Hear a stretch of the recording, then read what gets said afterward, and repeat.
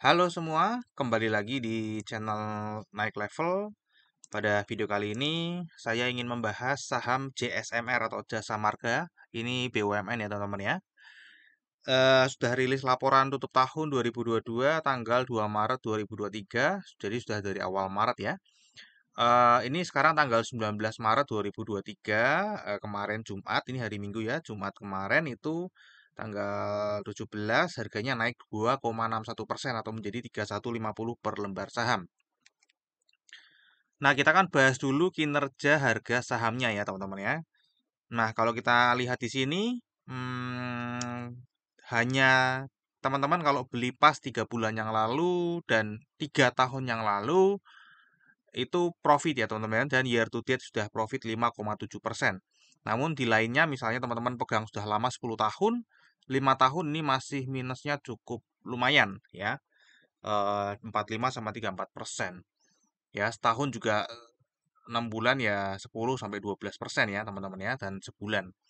Oke, seperti biasa nanti kita akan bahas saham Jasa Marga ini dari fundamentalnya seperti apa, seasonality-nya seperti apa, bandarmologinya bagaimana ya setahun terakhir oper-operan sahamnya. Kemudian kita akan bahas teknikalnya terakhir dan risamnya nanti di terakhir. Nah, sebelumnya kita mungkin kenalan dulu ya teman-teman ya. Mungkin ada yang belum tahu Jasa Marga, mestinya sih kalau sering lewat jalan tol tahu ya teman-teman ya. Jadi Jasa Marga ini merupakan pengembang dan operator jalan tol pertama ya, serta terbesar di Indonesia dengan pasar-pasarnya ini 50% untuk panjang jalan tol komersial ya, sudah pengalaman mengelola 35 konsensi jalan tol ya. Oke, ini sejak 2007 sudah IPO ya teman-teman ya. Jadi bisnis utamanya itu konstruksi, kemudian mengoperasikan dan memelihara jalan tol. Jadi seperti itu ini ada bisnis pendukung lainnya ya. Jadi tadi layanan pengoperasian jalan tol, kemudian pemeliharaan jalan tol dan pengembangan bisnis lain misalnya rest area ya dan properti di koridor jalan tol. Jadi masih berhubungan dengan jalan tol ya teman-teman ya. Oke, ini adalah corporate action terdekat yang sudah lewat teman-teman ya. Jadi ada rapat umum pemegang saham tanggal 8 Februari RUPS luar biasa nih teman-teman ya. Jadi rapat umum pemegang saham luar biasa ya. Dan ini keputusannya tidak ada terkait dengan dividen. Ya ini hanya memberhentikan pengurus perseroan kemudian mengangkat jadi mengganti teman-teman ya, mengganti apa? Pengurus aja, komisaris dan direktur. Jadi nggak ada hubungan dengan laporan keuangan ataupun dividen. Oke, sekarang kita akan bahas kinerja jangka panjang dari Jasa Marga ini, teman-teman ya. Kalau kita lihat sekilas ya, secara pendapatan nih tumbuh terus ya. Ini ada anomali 2017, 18, 19 tinggi sekali ya. Namun kalau kita potong, kita hilangkan, ini masih bertumbuh teman-teman ya, bertumbuh secara stabil. Kemudian laba kotornya pun juga bagus sekali ya bertumbuhnya, laba usahanya juga bagus sekali bertumbuhnya. Untuk laba bersihnya ini bagus kecuali 2020 ya karena ini kan COVID ya teman-teman ya pendapatan turun drastis, labanya juga ini negatif teman-teman ya. Karena orang kan nggak PPKM nggak bisa keluar-keluar jadi jalan tol nggak ada yang lewat itu ya teman-teman ya. Oke, secara overall sih sudah kembali pulih ya dari COVID. Kecuali pendapatannya ya, pendapatannya belum pulih, laba kotornya ini sudah pulih, laba bersihnya sudah pulih, dan laba usahanya sudah pulih, teman-teman. Oke, sekarang kita akan masuk ke struktur pendapatannya ya. Kalau kita lihat jangka panjang dari 2017 ke 2022, 5 tahunan, ini beban pokok penjualannya turun ya, lumayan. Dari 84 ke 55,3, kemudian beban usahanya naik, teman-teman ya. Dari 3,3 naik ke 11,7%. Untuk penghasilan dan beban lain-lain ini juga naik ya teman-teman ya. Jadi 10,6% sehingga laba bersihnya secara overall ini masih naik teman-teman ya karena tadi ada penurunan beban pokok penjualan yang cukup signifikan atau bobotnya lebih tinggi daripada beban usaha dan beban lain-lain. Nah, sekarang ini adalah kinerja jangka pendeknya, laporan tutup tahun 2022 ke 2021. Total pendapatan ini naik 9,3%, kemudian laba kotor naik 14,1%, laba usahanya naik 7,7%, dan ini laba bersihnya naiknya luar biasa teman-teman ya. Naiknya 166,8%. Ini karena beban lain-lainnya meskipun tadi secara jangka panjangnya naik, namun ini jangka pendeknya turun ya teman-teman. Turunnya hampir setengahnya ya, hampir setengahnya. Sehingga labanya ini dari 3 triliun jadi cuma 1,7 triliun gitu teman-teman ya. Oke, jadi secara overall ini kinerja jangka pendeknya juga masih naik. Nah, sekarang kita akan bahas bagaimana valuasinya. Pada saat video ini dibuat, PBV-nya adalah 1,05 dan PER-nya 8,32%. Kalau kita lihat di grafik, dibandingkan tahun-tahun sebelumnya, ini adalah PBV yang masih lebih rendah dibanding tahun-tahun sebelumnya, kecuali 2022 ya. 2022 itu masih di bawahnya pada saat video ini dibuat, ya tutup tahun 2022. Namun secara overall ini masih di bawah teman-teman ya. Kemudian secara PER juga secara umum masih di bawah, kecuali 2022 lebih rendah. Artinya ini sudah mulai naik lagi ya secara valuasi, di mana sebelum-sebelumnya ini turun terus, kemudian ini sudah mulai meningkat di bulan Maret ini. Nah, kalau kita lihat ROE-nya lumayan teman-teman ya, 12,59%. Kita bayarnya di 1,05 PBV-nya, sehingga earning yield-nya kita jadi 12,01%. Ya, jadi menurut saya kalau kita punya perusahaan dengan return atau earning yield-nya 12,01% itu adalah harga yang wajar untuk sebuah perusahaan ya teman-teman. Oke, sekarang kita akan masuk ke dividennya ya. Sebenarnya ini rutin bagi dividen, namun sejak COVID ini berhenti teman-teman ya. Sejak COVID ini berhenti karena kalau kita lihat di sini tadi drop ya, secara labanya drop, namun ini sudah pulih lagi ya, terakhir 2020. Nah, seharusnya ya teman-teman ya, 2022 sih mestinya membagi, tapi kita nggak ngerti ya teman-teman ya. Karena tadi juga ada pergantian direksi juga kan, ada pergantian pengurus. Nah, ini kan sudah lebih tinggi daripada 2019, mestinya ya bisa bagi dividen lagi.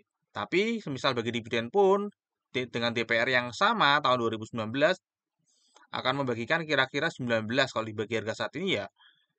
Meskipun membagi dividen ini sangat kecil ya, hanya cukup untuk apa? Hmm, ya ini sisa sedikit ya untuk bayar biaya fee sekuritas dan pajak gitu teman-teman ya. Oke, kemudian kita akan masuk ke seasonality-nya teman-teman ya. Kalau kita cek di seasonality-nya ini sebenarnya biasanya kuartal 1 ini naik teman-teman ya. Biasanya kuartal 1 naik, kemudian di April ini potensi untuk naiknya cukup oke ya. Jadi ada kesempatan di Maret dan April, karena Maret ini sudah negatif ya. Sudah negatif, sebenarnya chance-nya juga di atas 50%. Jadi kemungkinan April bisa lebih tinggi untuk prosentasenya. Nah, sekarang kita akan masuk ke bandarmologinya ya. Ini tadi sudah dibilang BUMN, jadi ini masuk negara Republik Indonesia 70%, sisanya di masyarakat 2,18 miliar lembar saham. Ini adalah direksi-direksi yang memiliki saham 100, paling banyak 154.000 ya teman-teman ya. Nggak terlalu signifikan ya. Untuk jumlah pemegang sahamnya ini cenderungnya turun teman-teman ya. Bulan Februari banyak sekali yang keluar 1.700 orang. Ya, setelah akhir 2022 nambah terus, awal 2023 Januari Februari ini sudah mulai udah mulai menyingkir ya investor-investor retail. Untuk partisipasi asing di sini 18,9%. Jadi ya lumayan ya, kita bisa mempertimbangkan pergerakan investor asing di saham ini teman-teman ya. Oke, sekarang kita akan masuk ke oper-operan saham selama setahun terakhir ini seperti apa di JSMR ya. Ini adalah saham yang beredar di masyarakat teman-teman ya. Tadi 2,18 ya. Ya, ini 2,18 kalau dibulatkan. Total lokalnya ada 65,03% dan total asingnya 34,97%. Jadi untuk secara overall investor asing sedang akumulasi teman-teman ya. Dan ini akumulasinya di awal-awal 2023 ya teman-teman ya. Awal-awal 2023 dia mulai akumulasi, mulai beli.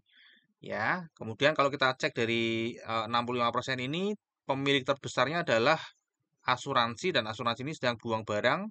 Buang barangnya juga akhir tahun lalu ya, akhir tahun lalu buang barang. Kemudian ada yang terbesar berikutnya adalah investor retail lokal, dan ini akhir tahun lalu sedang eh, akumulasi ya, investor retail sedang tertarik dengan saham ini. Kemudian tadi sesuai data ya, 2023 Januari dan Februari mulai buang. Di sini juga kelihatan ya. Jadi secara orangnya juga berkurang, secara eh, kepemilikannya juga berkurang. Namun ini masih secara overall dari Februari ke Februari masih bertambah 3,26%.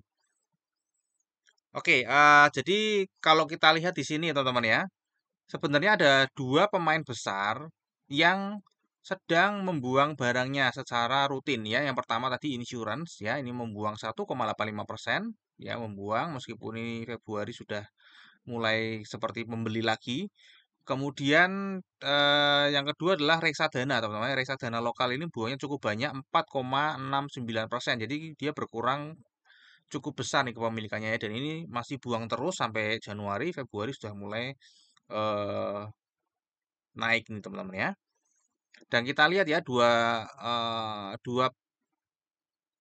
big money ini yang sedang buang ditampung oleh yang pertama adalah insurance asing yang tadinya cuma 0,44 sekarang jadi 3,4 ya.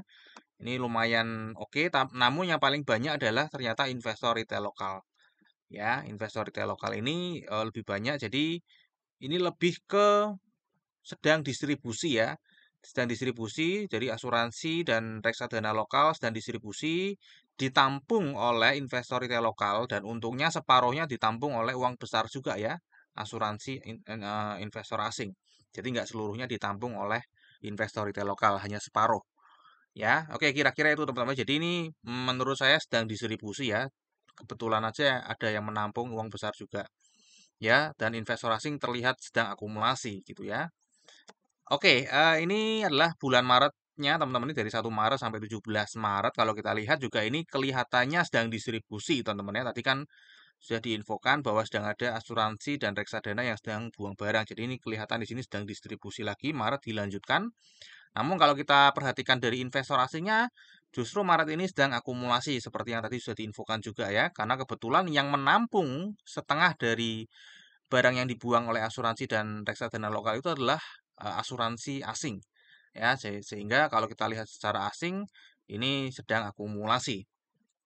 Padahal faktanya kalau kita lihat lebih detail itu ternyata ada yang distribusi. Kebetulan ini adalah yang menampung teman-teman. Itulah kenapa investor asing kok kelihatan akumulasi tapi harganya kok turun gitu ya. Karena ini sebenarnya sedang fase distribusi, kebetulan aja investor asing yang sedang menampung ya. Oke, sekarang kita akan masuk ke teknikalnya teman-teman ya. Kalau kita lihat di sini, ini sebenarnya sedang ranging ya, kemarin sedang downtrend. Kemudian ini break di sini, ya break MA50 dan ini breaknya berhasil. Kemudian break MA200, namun ini gagal di resisten 3550. Dia kayak seperti false break, kembali lagi di sini. Jadi ini sideways, jadi ranging teman-teman ya. Ini downtrendnya sudah nggak berlanjut, namun ini juga belum uptrend karena dia penurunannya ke titik support lagi di 3080 ya, sehingga ini bukan uptrend. Kalau uptrend dia akan berhenti di sini ya 3280, kemudian dia akan naik lagi ya. Jadi ini sedang rangingnya antara 2820 ke 3550. Ini likuiditasnya cukup oke teman-teman ya. Dan kalau boleh saya gambarkan ya kira-kira ini pergerakan harganya bulan April nanti akan naik dulu teman-teman ya, sesuai dengan tadi seasonality ya, Maret dan April akan naik. Ini akan ke sini ya. Kemudian dia akan turun. Oh ya tetap sideways saja di sini teman-teman ya. Mungkin masih seperti ini. Oke, terakhir risamnya teman-teman ya. Tadi secara fundamental kinerja jangka panjangnya, eh sorry ini harusnya bertumbuh ya. Salah ini ya. Tadi bertumbuh ya. eh saya rubah dulu aja biar nggak salah. Naik ya. Kinerja jangka panjangnya naik ya. Kemudian kinerja jangka pendeknya naik. Valuasi wajar tidak rutin bagi dividen sejak 2020. Ya, seasonality tadi berpotensi naik di bulan Maret dan April. Untuk bandarmologi tadi sedang distribusi ya, Februari ke Februari. Setengahnya ditampung oleh investor retail lokal, setengahnya ditampung oleh perusahaan asuransi asing. Ya, kalau 1 sampai 17 Maretnya masih terlihat distribusi kalau di grafik bandarmologi. Namun kalau kita ke investor asing, maka ini akan terjadi akumulasi teman-teman ya. Karena tadi sebagian distribusinya ditampung oleh kebetulan investor asing uang besar juga. Secara teknikal ini sedang ranging ya di 2820 dan 3550.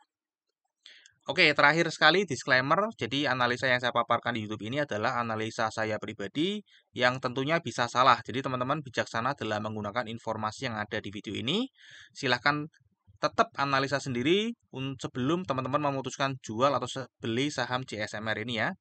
Karena keuntungan dan kerugian itu ditanggung teman-teman masing-masing semua ya. Saya tidak ikut menikmati keuntungan maupun tidak ikut menikmati kerugian yang kalau teman-teman mengambil keputusan hanya berdasarkan dari video saya. Oke, sampai di sini dulu analisa saham CSMR. Semoga bisa bermanfaat. Kita akan berjumpa lagi di video yang berikutnya.